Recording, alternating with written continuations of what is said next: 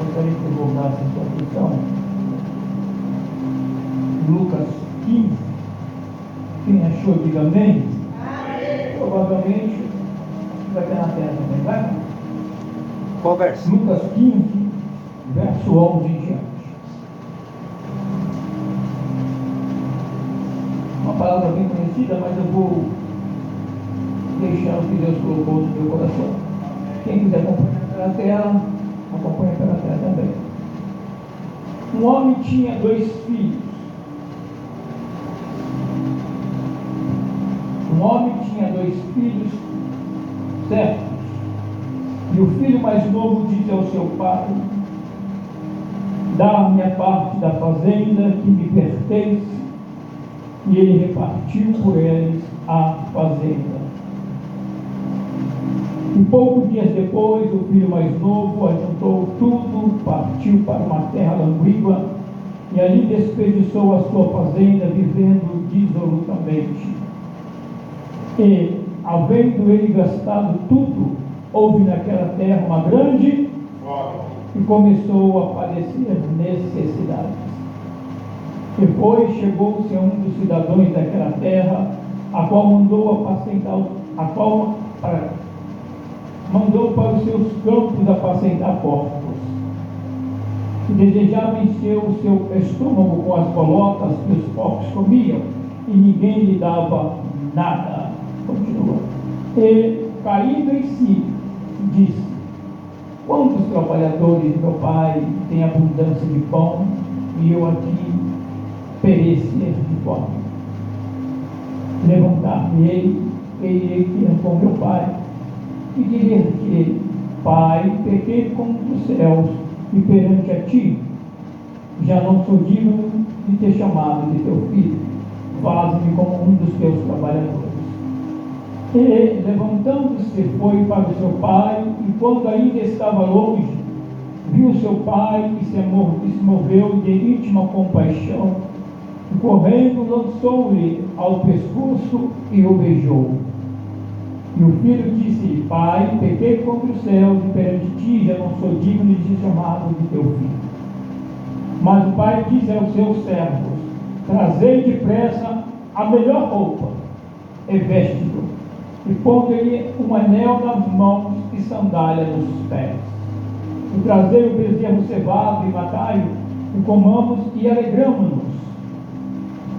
A página da porque este meu filho estava morto e reviveu, tinha se perdido e foi-se achado, e começaram a alegrar-se. Continua. E o seu filho mais velho estava onde? Estava onde? E quando veio, chegou-se perto da casa. Diga, perto da casa. Perto da casa. Ouviu a música e as danças.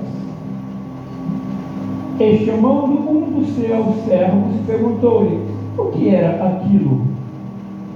E ele lhe disse: veio o teu irmão, o teu pai matou o bezerro cevado, porque o recebeu são e salvo. Mas respondendo ele, disse ao teu pai: eis que te sirvo há tantos anos, e sem nenhum transgrediu dos teus mandamentos, e nunca me deste um cabrito para alegrar-me com os meus amigos. Vindo, pois, este teu filho, que desperdiçou a tua fazenda com as meretrizes, mataste o bezerro cevado. Somente até aqui. Neste culto da família, eu estou assim porque estou um pouco dolorido hoje, viu, igreja? É verdade, estou com dores. Dor no braço, dor no ombro, dor. Você vê que a boca está torta um pouco? Não é derrame não, viu? É dor de dente assim,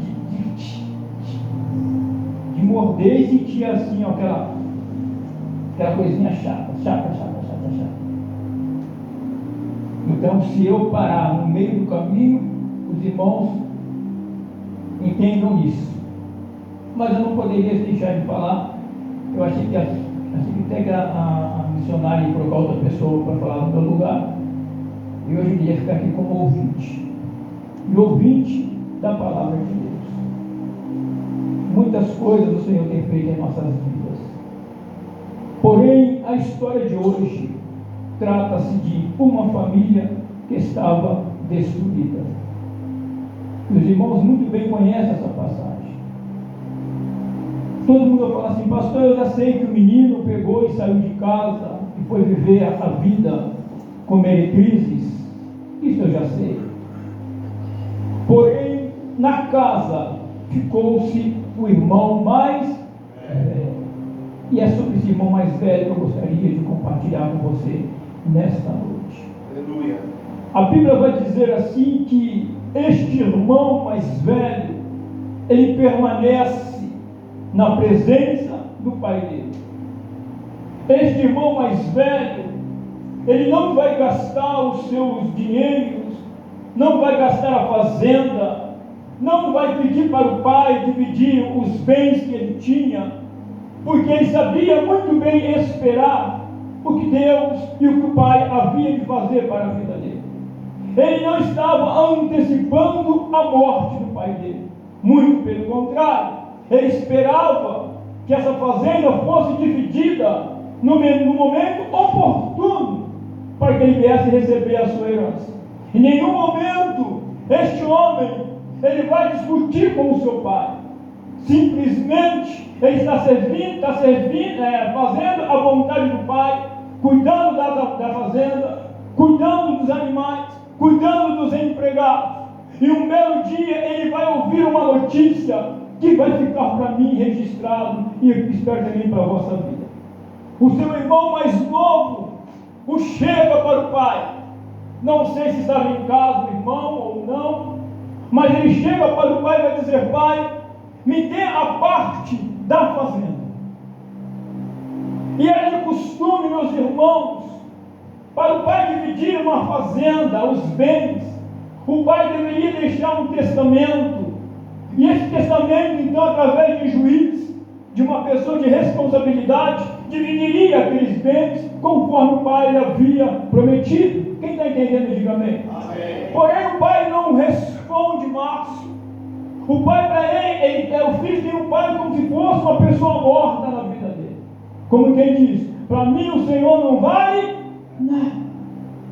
Me deu o que eu fiz, aquilo que eu gastei, os meus dias de trabalho como filho, e a minha herança como filho, eu preciso dela hoje, porque eu estou cansado de viver esta vida.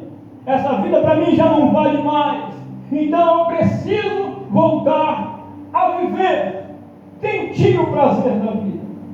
E o pai simplesmente pega, não sei como isso é feito, mas ele vai e separa, manda fazer-se a divisão de bens, chama uma pessoa de conhecimento, e ali este homem vai fazer essas separações de bens.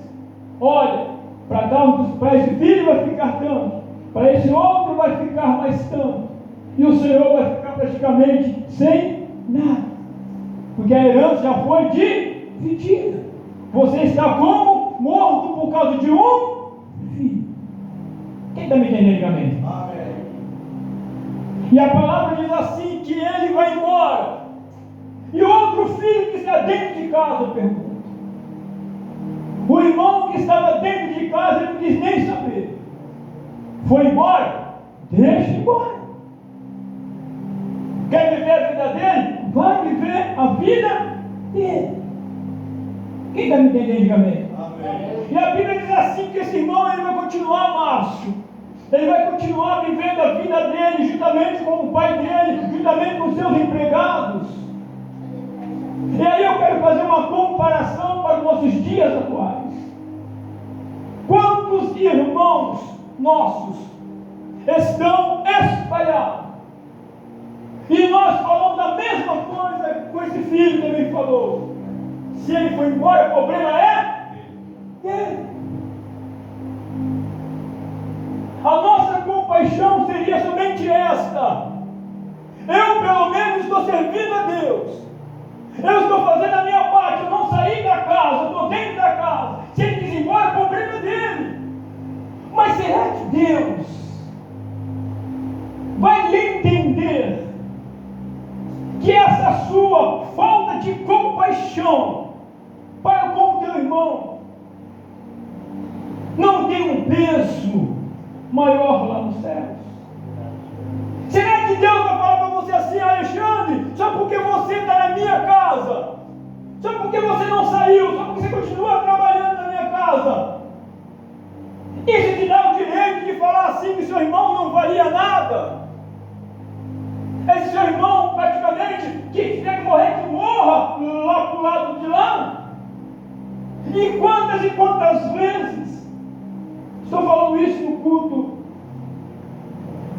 de família, e quantas vezes estamos matando pessoas, matando nossos irmãos, e estamos falando de coração bem aberto: eu pelo menos não saí, eu pelo menos permaneci, e ele tem que se ver agora com Deus.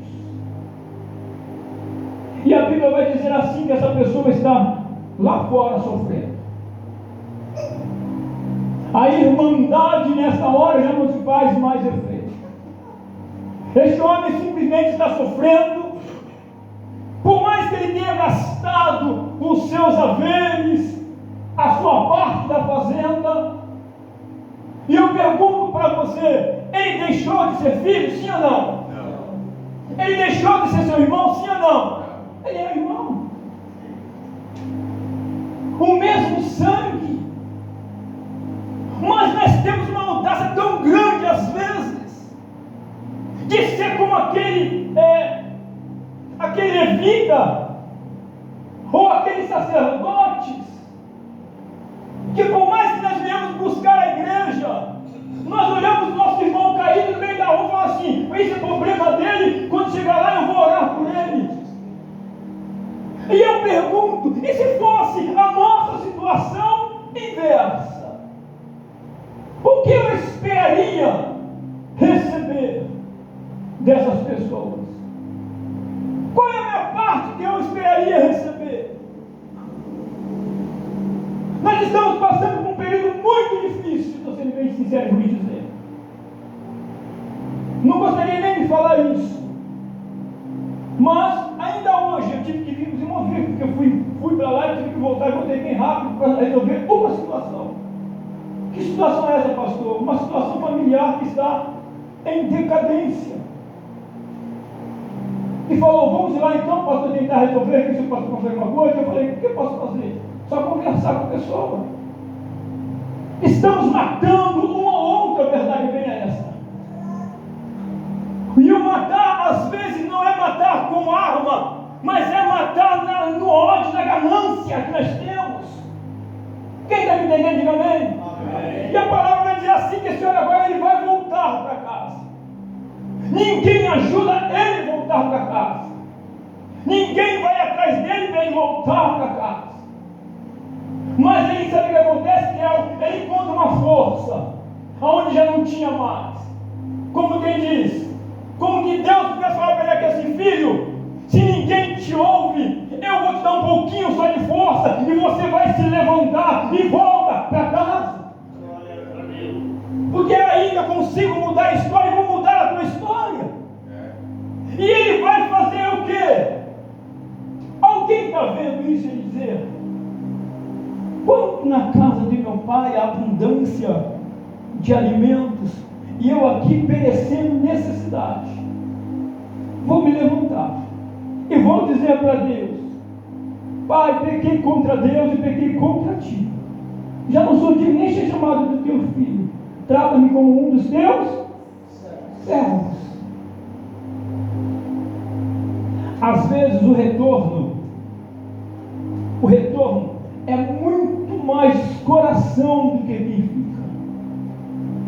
E quando volta um coração tão arrebentado, quebrado, destruído, volta a esse coração. Ele não quer nem ser chamado de filho.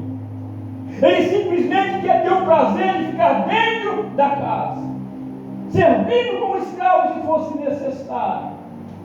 E a Bíblia vai nos dizer aonde eu quero chegar: que quando o pai o vê, o pai ainda deve ter alguma coisa, porque já tinha dividido os seus bens, sim ou não? Sim. E quando o filho volta, O pai simplesmente sai correndo na frente, vê que o filho está descalço e chega, abraça o teu filho, como quem diz: daqui você não sai, não importa o que vão falar, mas do meu abraço você não sai. E o pai se preocupa, manda pegar uma sandália, põe nos pés do menino, como quem diz: essa terra também pertence a ti, você não vai andar mais descalço. Coloca um anel no seu dedo, manda matar um animal mais fortinho, bem cevado. E o pai está fazendo festa, está todo mundo fazendo festa.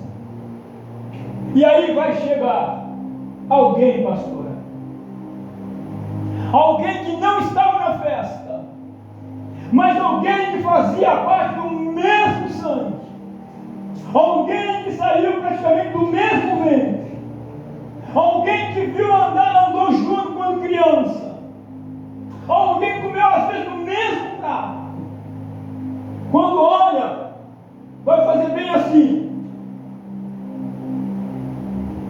o que está acontecendo lá em casa?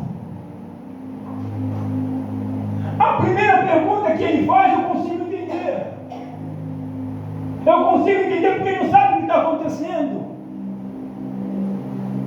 E alguém vai dizer para ele assim: é o seu irmão. Ele fala com aquela alegria, Márcio: o seu irmão, ele voltou para casa. O seu pai mandou que fizesse uma festa para ele, e nós fizemos essa festa para ele. Olha a empolgação da pessoa de fora. E nós fizemos uma grande festa, já matamos, já está lá o churrasco pegando fogo, está todo mundo comendo, está todo mundo dançando, e ele fecha a cara e vai chamar o pai, dizer assim para o pai dele: eu tenho te servido há tantos anos, irmão, servir a Deus, o que você faz para Deus não tem qualificação, não é pesado no seu servir, é onde está o seu coração servindo a Deus. Servir a Deus é uma coisa, mas como é que você está servindo a Ele com o seu coração? Às vezes servindo a Deus, sabe como? Servindo a Deus com tanta mágoa dentro dele, com tanto rancor dentro dele. Olha, Senhor, eu estou aqui, mas eu não gosto. Brincadeira, Raquel. Vamos, Raquel, de verdade. Mas eu não gosto da Raquel. Mas eu estou aqui te servindo. Eu estou aqui te buscando. Eu estou aqui te louvando. Eu estou aqui te glorificando. Mas eu não gosto dela. E assim somos nós. Assim somos nós.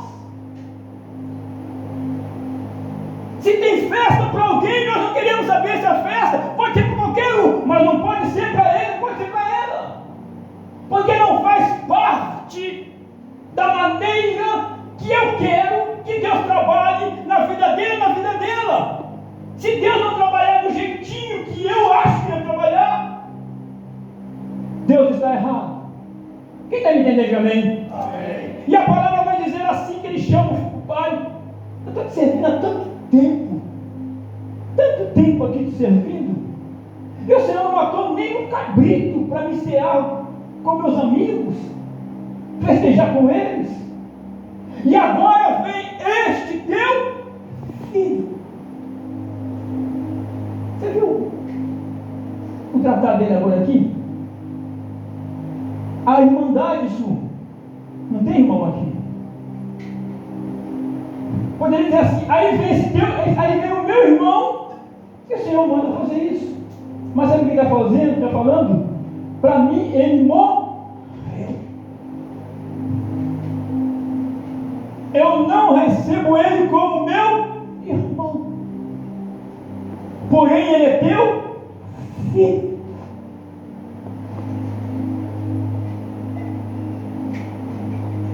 Este homem servia, como ele mesmo acabou de dizer: eu sirvo ao Senhor tanto tempo,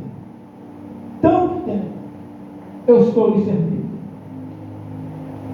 E o pai vai olhar para ele e vai dizer assim: filho, tudo que eu tenho é teu também.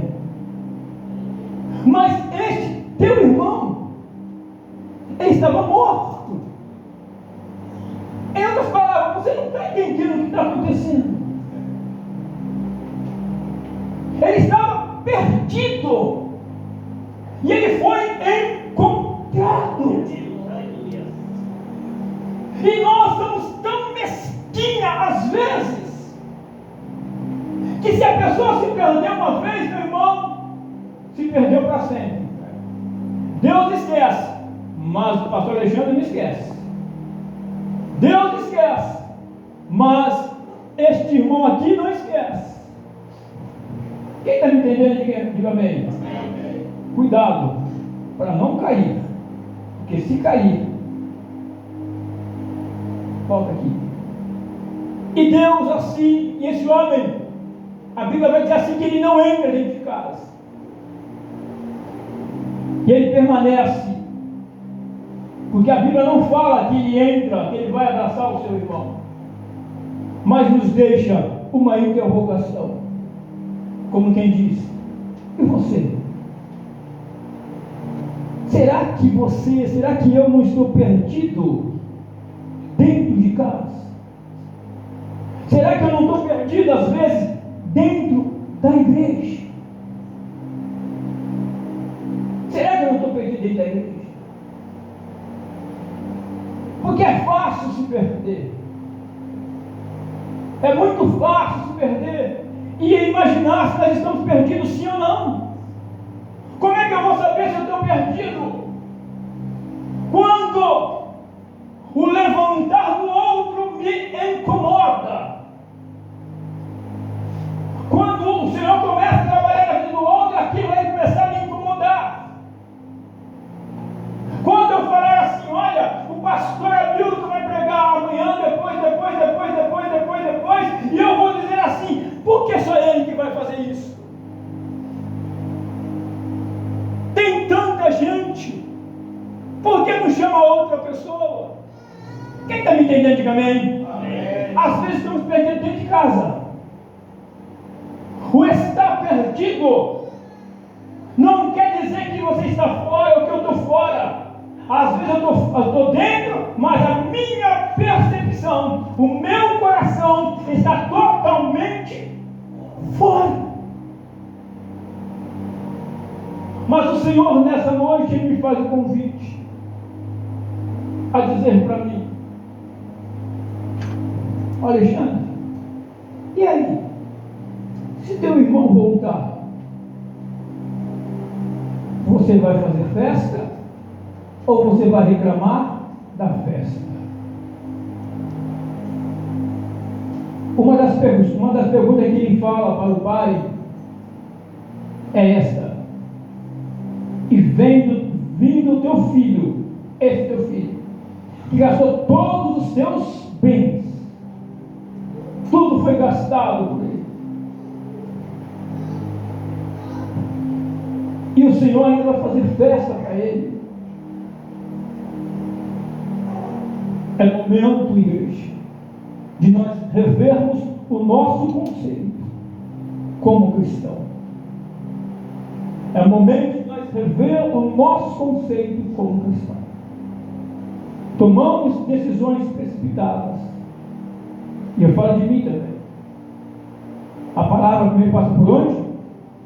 Por cá, depois vai para lá. E eu falo isso por quê? Porque eu também tenho irmãos que estão lá fora.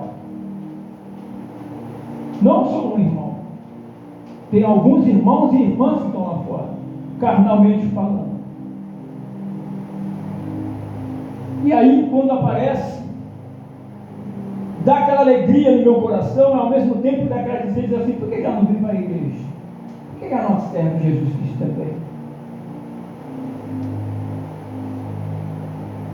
Quando eu começar a parar de dizer que se ele está lá se perdendo, o problema é dele, Se ele está lá sofrendo, o problema é dele, eu vou entender que eu não faço parte do corpo. Quem está entendendo, amém? Eu não faço parte do corpo. Quando o corpo sofre, todo o corpo, como um membro sofre, todo o corpo passa pelo mesmo problema. É levado para o mesmo local, sim ou não? Eu estou com dor nesse braço hoje.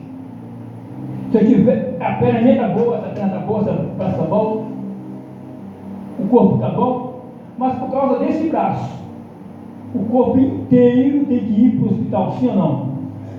Não dá para tirar e falar, vai lá, braço. Não dá para fazer isso. Se eu não entender isso, que parte minha, como irmão, está sofrendo, eu tenho que entender, então eu também estou sofrendo.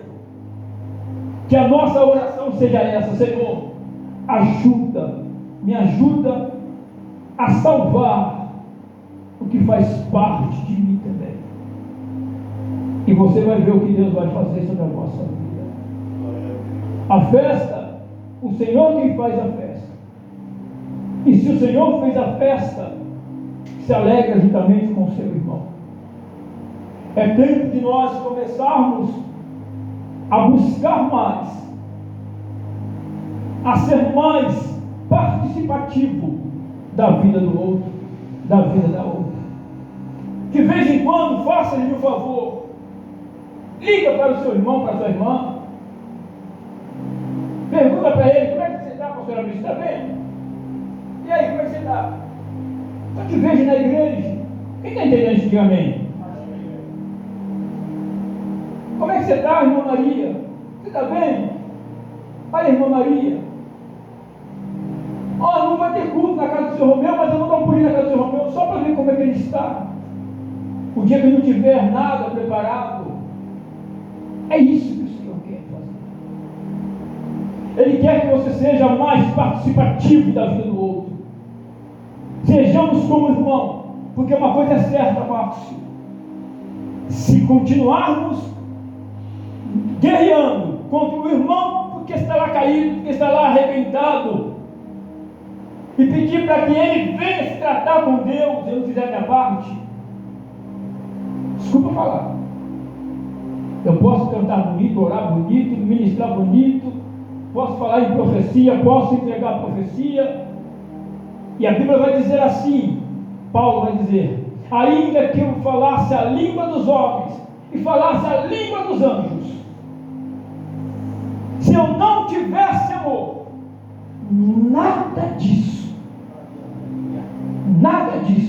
me serviria. Ainda que tivesse o dom de distribuir todos os meus bens e desse tudo para os pobres, se eu não tiver amor, nada disso vai me servir. Em outras palavras, Deus não está preocupado o que você faz ou como você faz. Deus está preocupado em saber como está o seu coração quando você está fazendo. Quem entendeu isso também? Amém. Quero resumir. Bem no comecinho do Evangelho, saindo do catolicismo, vindo para cá, eu queria ser uma pessoa totalmente, para todo mundo saber o que eu estava fazendo com o pastor Hamilton. E ela teve que me falar tanto comigo. Aí eu fiz bem assim. Era momento de oferta também, e também dava um envelopinho assim também. Eu esperei que todo mundo olhasse para mim. Era que eu tinha pegado um valorzinho mais ou menos. Quando todo mundo começou a olhar para mim, eu abri o envelope, fiz questão de colocar quase nota para o outro ver o quanto eu estava colocando. Eu ia ajudar a igreja, sim ou não? Eu ia ajudar a igreja, de verdade, eu ia ajudar a igreja, mas eu queria que todo mundo visse o que eu estava fazendo. E aí o Espírito falou no meu coração, nesse dito aqui assim: você ganhou o que com isso? que você ganhou com isso? Alguém dizer, nossa, como você fez bonito? Você quer ver Deus trabalhar, igreja? Faça que esta mão não saiba o que essa aqui está fazendo. Pastor, e outra coisa, é que eu vou encerrar, fica sobre os vossos pés. Pode ficar sobre os vossos pés, eu vou encerrar agora.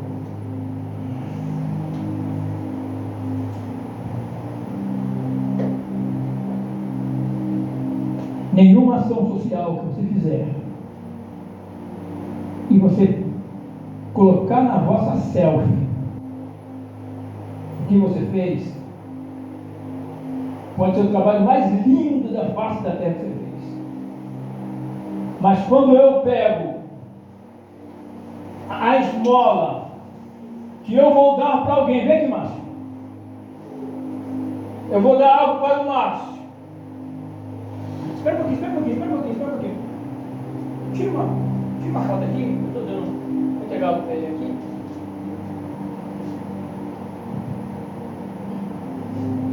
Alguém já viu isso também? Mas não, claro que não. Levar o celular com a tela ligada.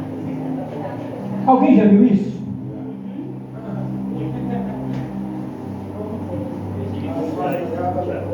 Para com isso.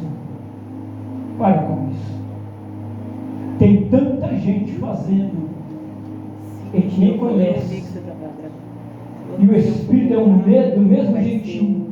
Ninguém conhece o Espírito, nunca viu o Espírito, mas ele continua trabalhando no oculto, no escondido. Quer ver Deus começar a fazer sobre a nossa vida? Que a sua mão direita fazer, a tua esquerda não saiba de nada. Que Deus abençoe as nossas vidas. Quero ressaltar aqui, as meninas não vieram hoje, a Cris, a Ana e a Cris também.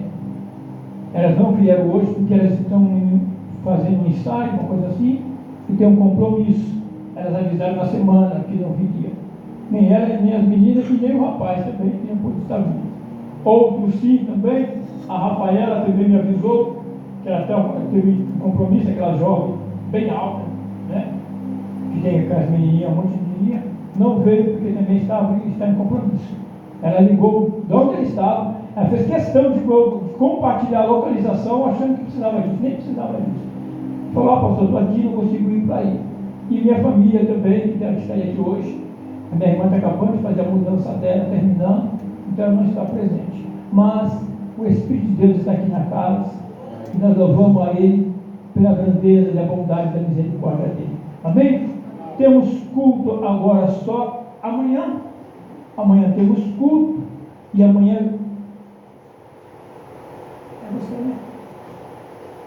Amanhã o Márcio vai.